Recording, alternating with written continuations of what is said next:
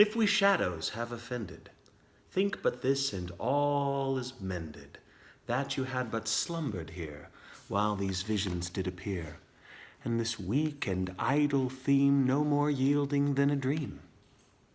Gentles, do not reprehend, if you pardon, we will mend. And as I am an honest puck, if we have unearned luck, now to scape the serpent's tongue, we will make amends ere long, or else the puck a liar call. So good night unto you all, give me your hands if we be friends, and Robin shall restore amends. There you go, there's me trying to recite Shakespeare. That was a very short monologue at the very end of A Midsummer Night's Dream. And today's experiment, which is really our last experiment because we're on experiment number 14. So if you have done any of the experiments, I applaud you. And I hope that you will leave a comment and tell me about your experience with writing. Remember, I'm calling these experiments not because I think of them as writing challenges or contests, but that they are ways that you can try different things or get out of your creative comfort zone. And I'm hoping that some of the experiments will lead to ideas that will open up new stories, new characters, new possibilities for your writing.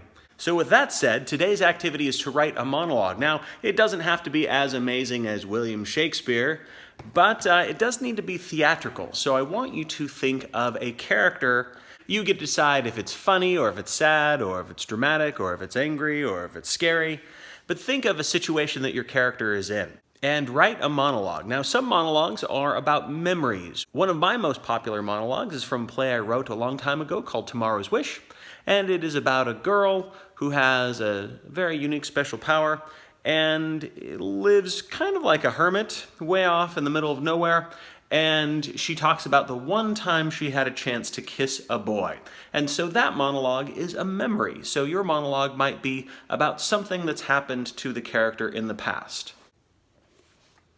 Monologues can be short and sweet, like the Shakespeare one that I just read to you, or they can be quite long. In fact, our friend Stephen King wrote this monologue. It's a book called Dolores Claiborne. I know you're thinking it's a novel, and yes, it is, but it's also basically a monologue. It's a woman sitting in a police station telling her story. So you could perform this whole thing out loud, and it would be quite the theatrical event.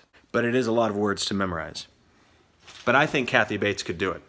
Oh wait, Kathy Bates did do it. They made a movie out of that. Anyway, I digress. A monologue. So, for our last experiment, I want you to create a monologue, and I hope that it leads to something bigger than just a dramatic speech. I hope that it inspires you to write an entire story, book, or play surrounding this character. So, get to work, create a character, create a monologue, and I would love to know how the experiment went.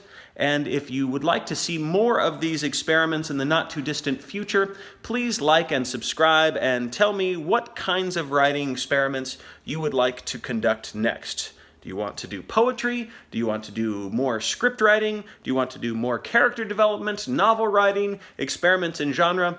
Leave a message and I will talk to you soon.